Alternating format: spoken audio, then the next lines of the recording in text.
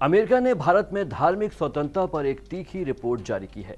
बता दें कि भारत विविधतापूर्ण और धार्मिक दोनों ही रूपों में जाना जाता है, जिसमें हिंदू धर्म, इस्लाम धर्म, ईसाई धर्म, बौद्ध धर्म, सिख धर्म और जैन धर्म सहित कई अलग धर्म शामिल हैं।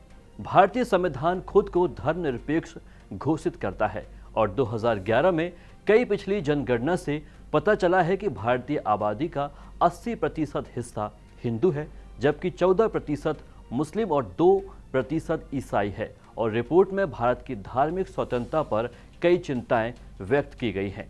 इसमें बताया गया है कि कैसे कई राज्यों में धार्मिक धर्मांतरण कानूनी रूप से प्रतिबंधित है, कैसे धार्मिक अल्पसंख्यकों पर नियंत्रित रूप से हमला किया जाता है और कैसे मुसलमानों ने भेदभाव का आरोप लगाया है। भारत में पश्चिम राज्य गुजरात में सादे कपड़ों में पुलिस ने पिछले अक्टूबर में एक त्योहार के दौरान हिंदू उपासकों को घायल करने के आरोप में 4 मुस्लिम पुरुषों को पीटा। मध्य प्रदेश राज्य में सरकार ने पिछले अप्रैल में मुसलमानों के घरों और दुकानों को बुलडोजर से गिरा दिया और पूरे 2022 में पुलिस ने दूसरों को जबरन धर्मांतरित करने और यहां तक कि पूजा सेवाओं को बाधित करने वाली भीड़ की सहायता करने के आरोप में ईसाइयों को गिरफ्तार किया। यह अमेरिकी विभाग की 2022 के लिए हाल ही में जारी धार्मिक स्वतंत्रता रिपोर्ट में उजागर किए गए कई निंदनीय उदाहरणों में से कुछ एक हैं।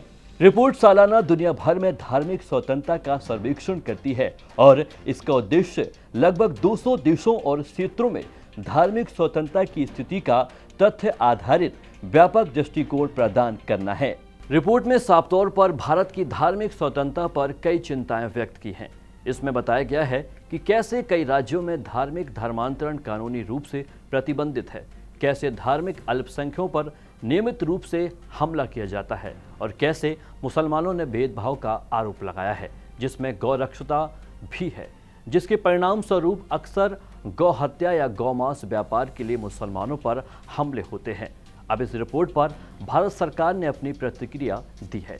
भारत सरकार ने भारतीय विदेश मंत्रालय की ओर से एक आधिकारिक बयान जारी करके रिपोर्ट पर प्रतिक्रिया व्यक्त की, जिसमें कहा गया है कि ऐसी रिपोर्ट गलत सूचना और त्रुटिपूर्ण समझ पर आधारित है। भारत सरकार ने कहा है कि ऐसी रिपोर्ट पर भरोसा नहीं किया जा सकता। ऐसी रिपोर्ट सिर्फ लोगों के भरोसे के साथ खेलने के लिए बनाई जाती है। इस रिपोर्ट के बावजूद विदेश विभाग ने फिलहाल आधिकारिक तौर पर भारत को चिंता के रूप में नामित नहीं किया है।